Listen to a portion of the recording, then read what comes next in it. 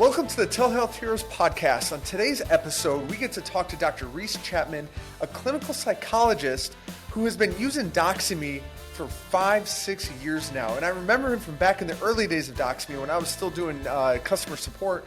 And we chatted then. I was helping him with issues back then. So it is actually a real privilege to be able to talk to Dr. Chapman today and know that, hey, he's still with us. We're using Doxy for telemedicine. And so, Dr. Chapman, thank you for being on the show today. Delighted to be here. Good to see you again. Yes, likewise. So you were one of the early users of Doxy, which is really exciting. So tell me about your background. How did you get into psychology to begin with, and what led you to explore telemedicine in the early days before it was cool? Well, I got into clinical psychology because I like messing with people's minds. No, that's great. Cut that, right? Okay. I got into clinical psychology really out of a fascination with people and a interest in being benevolent and helping, but also sort of a prurient interest in pathology and what's wrong with a person, what's wrong with the situation, see a way to try to integrate that into a better quality of life for them. And so that was sort of overall what got me interested in clinical psychology. It's been a decades-long path since then. I don't know what other details you'd want me to get into, but that was what got me started.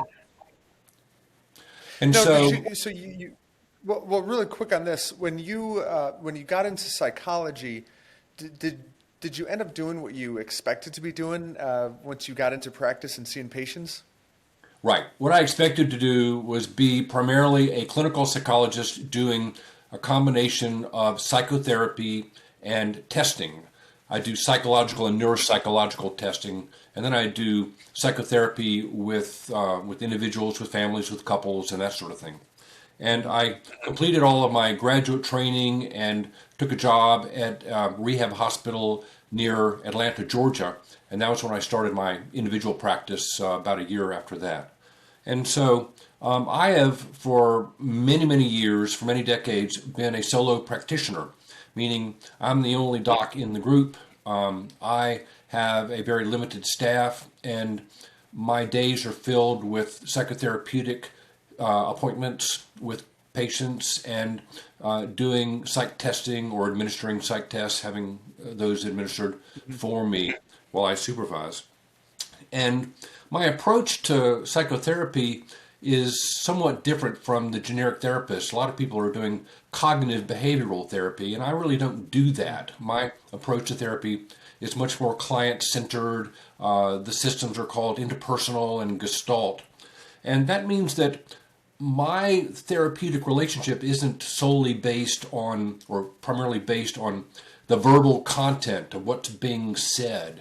It looks much more at nonverbals and facial expressions and developing an interpersonal rapport. And so the relationship, the interaction in the room is critically important. And that's the reason why I was really fairly adamantly opposed to the very idea of teletherapy. For many years, I had insisted that I would never do it. People wanted to have therapy sessions on the telephone, and I said, I really would rather not do that. I'll be available to talk with you in a crisis, but I don't really consider that psychotherapy. And so I was sort of a hard-headed anti-teletherapy therapist for probably many, many years, which is part of the irony as to why I got into teletherapy and Doxy in the first place. Right. What was the challenge that led you to first explore and potentially accept the potential of using teletherapy in your practice? Well, for 4 or 5 years, my wife, a pediatrician, and I had decided to move to some other place. We went all over the country looking for a place to move to, and it was really in the spring of 2016 that we decided to move to Harrisonburg, Virginia. We had been living in northern Georgia, North Georgia. And we decided to relocate to Virginia. And obviously, when I have a full practice, I have to say goodbye to a lot of people. There were probably 4 or 5 dozen active clients that I had to say goodbye to. And there are all kinds of ways that you terminate those relationships. And I told each one that I was moving and said that I would, make sure that the closure of our therapeutic relationship was done reliably and ethically and all that sort of thing. And these are clients that I had encouraged and helped to be much more proactive and to ask for what they wanted. And damned if they didn't say, well, if you're going to go to Virginia, then why don't you do teletherapy? And I kept telling them, I don't do that. That's just not the kind of therapist I am. And they were persistent. I guess it's a sign of the success that I'd had with a lot of them. And they wanted me to try anyway, and I was resisting. Well, about that time, I had a Skype session with my son and daughter-in-law and new grandkids. They were in Richmond. Mm-hmm. And at the end of that session, I discovered I was gasping for breath. I'd been laughing. I was crying. I had had a really powerful emotional experience. And I said to my wife, maybe something really does translate over the internet. Maybe something really does emotional validity really does translate through a video medium like this. And so I decided to give it a try. And with a select number of patients in North Georgia, we had a few sessions, and they were absolutely dreadful. Now, in Georgia, most people had dial-up or slower, and so the connections were terrible and the equipment was terrible. And yet, I discovered that I was able to maintain our relationship and to have a good therapeutic rapport, despite all of the technical issues. And I said, well, I'm willing to give this a try. And so in I guess it was the early summer of 2016, we relocated to Harrisonburg, Virginia. And I spent about a week moving into a new home. And then I opened what was an office, but it was in our rental B&B, and discovered that I had a full caseload. I had a complete caseload of patients, all of them in Georgia, not a single patient in Virginia. And I had much better quality of connection with the internet, and I had an assistant who was invaluable in helping me arrange this. Some of my patients from Georgia would log on from their own devices. A great many of them would go to my office, which was still open in Georgia, and sit in my office. And we had a Doxy rig there. We had a laptop system that was working, and that was how I got started. So I came to Harrisonburg, Virginia, with a full caseload of Georgia patients. No, I'm curious. That was 5 years ago. How many of those patients do you still see today? Probably about 10 or 12, and it's much more intermittent. And there's some that I see that I didn't have any kind of therapeutic relationship with before leaving, but these were their kids or their friends or whatever. So it was referrals from other patients at the time. So you're able to do you maintain that office in Georgia still? No, that office has been closed for several years now. So everybody logs in from home or from their cars. My last patient was logging in from her car because she found that the only place she could get a sense of privacy was out in her vehicle. Yeah, that is something that many people have said, that they prefer being in the car because nobody else can hear them and it's quiet and safe. And these are really interesting insights you don't think about, you don't plan for. It just happens, and patients bring these interesting things. So how was what was the process you went through as you started to give this to them and you tried it out, and what were some of the challenges that you faced early on? You mentioned the internet piece, but what was it difficult to get the patients to accept this and to do this? I found every single one of them was very accepting of it right away. There were a few patients that I had, actually there were probably a third of them didn't even want to try it, and that was fine. I just had a regular termination with them. But at least half of them were eager to maintain therapy and to continue, and some of them I continued to see years later. Some of them I had a few closing sessions and we said goodbye and they moved on. But you asked what the challenges were. The challenges were that I was uncomfortable being a humanistic therapist in a teletherapy setting. It took me a while to get to the point where I'm noticing some changing in the hue and tone of their skin and their face, or I'm noticing a glistening in their eye. And I don't know if that's just video noise or if that's something that I should be attending to. And I learned how to ask questions that were not too obtrusive, but that really allowed me to kind of confirm what I was observing and to make more sense of it.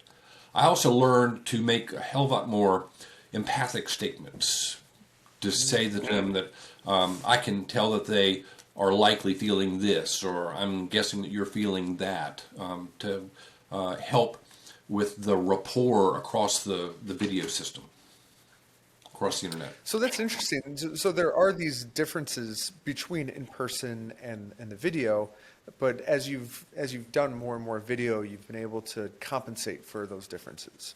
It's very true. That's very true.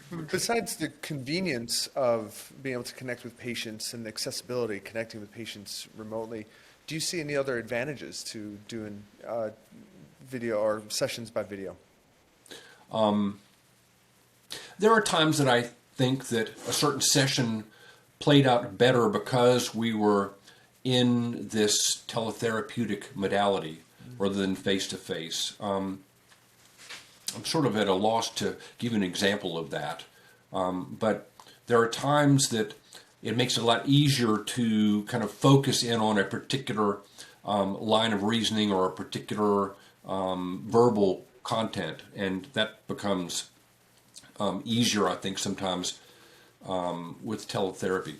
You talked about the convenience of it. I was preparing for this podcast and was thinking about what Doxy had meant to me and how I had used it, and I was making a list of places that I have done teletherapy from, and they include the rainforest in Costa Rica in a resort, a hostel in a West Virginia mining town, my friend's back porch in the Okefenokee Swamp in Georgia, hotel rooms in D.C., hotel rooms in Philadelphia, a horse ranch in Pennsylvania in an RV, and often in my own car in a different parking lot. So just the capacity to be able to maintain a therapeutic schedule, but then, I've got to go somewhere, be somewhere, I can still provide an interaction with these people, still provide psychotherapy from all these different places. It's pretty amazing. And that's incredible. You've really got that freedom is opened up to you to not be limited to a physical space, but you can be anywhere to do this session. Exactly. And speaking of which, tell us where you're at now and why you're there, and have you done any video sessions from here? Yes. So I do lots of... my wife and I work in Northern Virginia. We work in Ashburn. And normally when I'm doing Doxy sessions, I do them from our home, which is in Leesburg, a city just about 10 minutes away. And that was where I was intending to have my podcast. I've got my carefully decorated and laid out office and all of my better sound equipment and better cameras and stuff like that. And early this week, I developed some symptoms that were COVID-like and got COVID tested and discovered that I was COVID positive.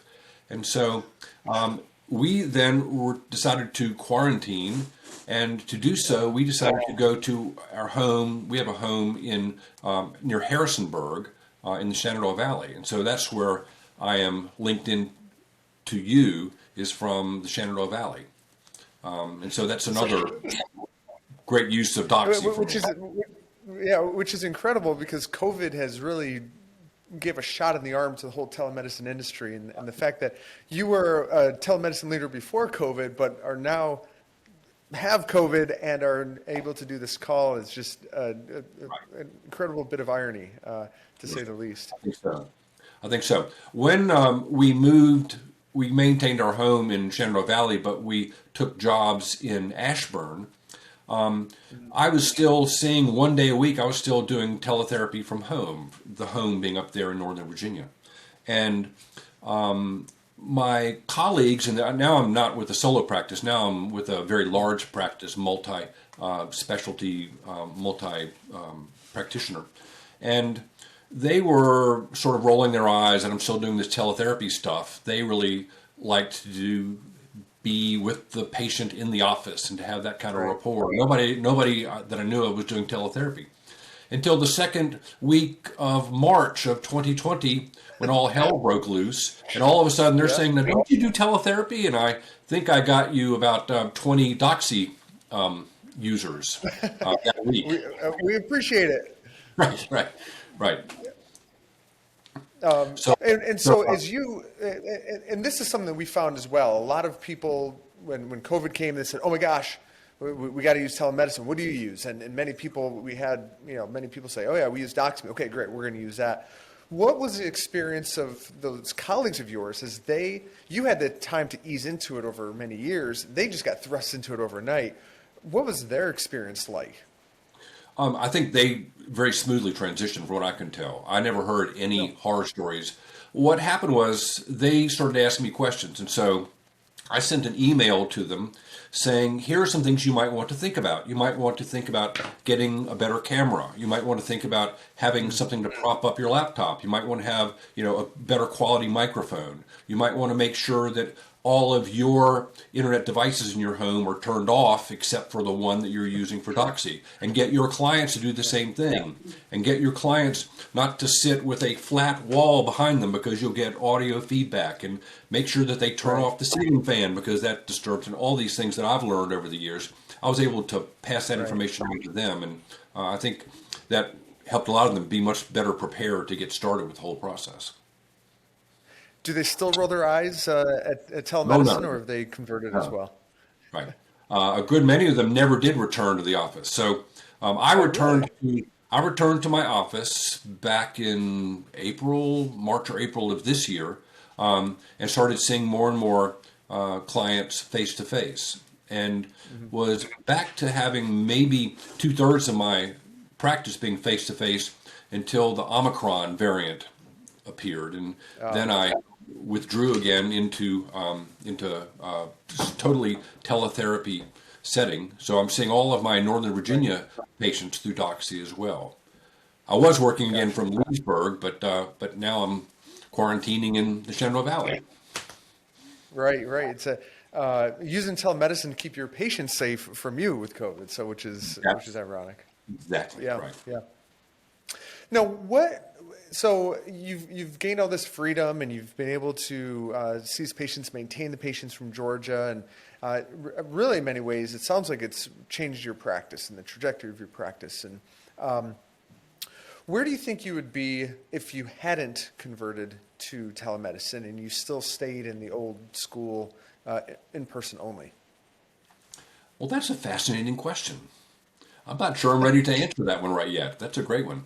I'd like to think that I'd be in pretty much the same place that I am, but clearly if I weren't using telemedicine, it would have created some major obstacles to providing therapeutic services. To providing psychotherapy would be much more difficult to provide.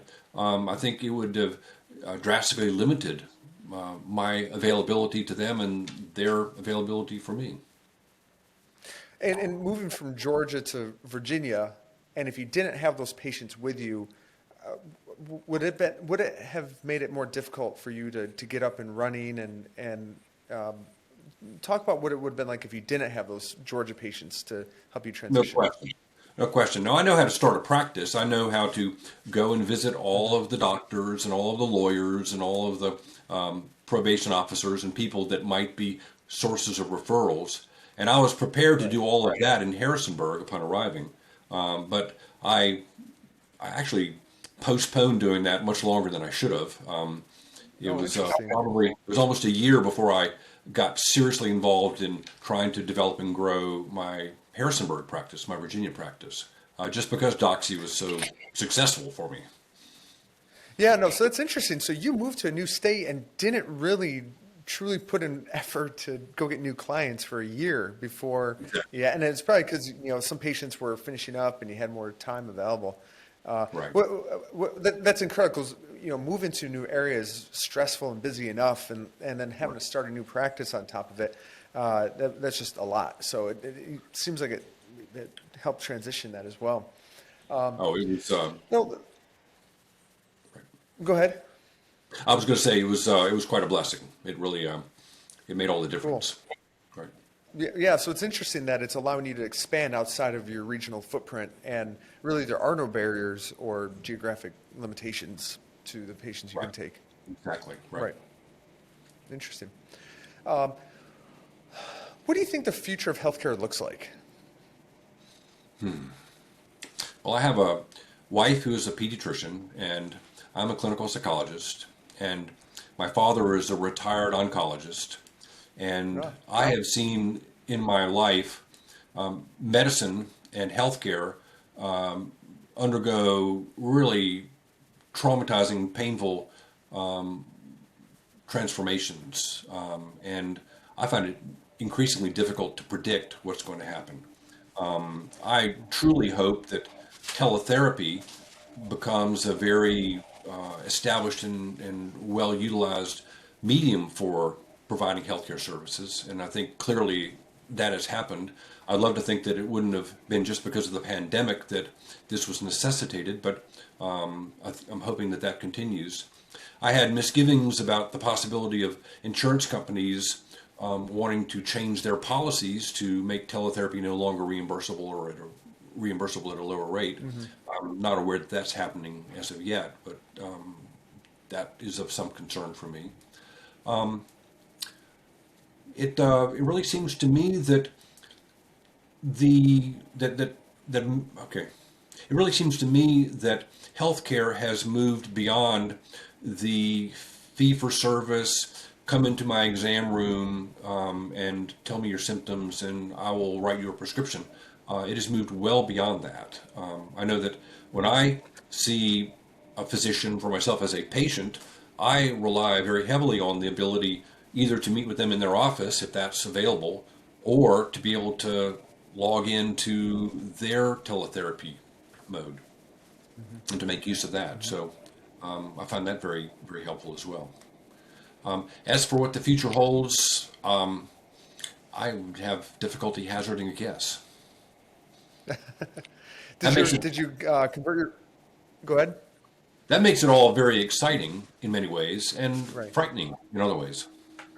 Right. Yeah, uncertainty is definitely scary, and COVID brought a lot of uncertainty. It was scary for a lot of people, but the technology that's coming is also there to help make things easier as well, which is exciting. Right. What is one thing that Doxy can do better for you? The Doxy can do better for me in comparison with Yeah, what? is there a feature that we can add, or is there something that we can improve that will improve your experience? Nothing comes to mind for me. I have really failed to make use of all of the, for example, you have apparently a very effective payment system. I've never made use of that. I've thought of trying to do that, but all of the billing is done in-house within my current practice in Ashburn. So Gotcha. I like it that I have the capacity to have multiple clients logged in at once. That enables me. I've done family therapy with 5 people in at once. I think that Yeah. I think that's all been very helpful. I will tell you that there are times that I can't get a good connection, and usually that's because of a weakness on the part of the client's internet. And there are Right. times that I will switch to a different modality like Zoom. And I always explain to them that this is not secured, and they say they don't care. And so we log on with Zoom. So if there is some way to make it easier or I don't know how I would say this, if there's some way Yeah. for the connection to be better utilized so that we didn't have difficulty connecting over the internet, that would be an improvement that I would love to see. Yeah, Again, no, definitely. Go ahead. I have a great many clients again in North Georgia and in the Shenandoah Valley who have terrible Wi-Fi, terrible internet service, and Yeah. so Yeah. sometimes there's no sound, or the sound is so distorted, or the video is so pixelated that it just makes the session almost useless. And so we then will switch to a different modality. Yeah, sometimes we describe it like Doxy is like a Porsche or something, and it's driving down the road, and on a fast road, a good road, it's going to drive fast, and it's going to be fine. But when you get on a bumpy road, you're not going to need to drive 100 miles an hour. You're going to want to go slow, but no, we recognize that, and it's just some elements. Sometimes the computer's a little bit old, or this or that, and there are elements. But that's something definitely we're always seeking to improve.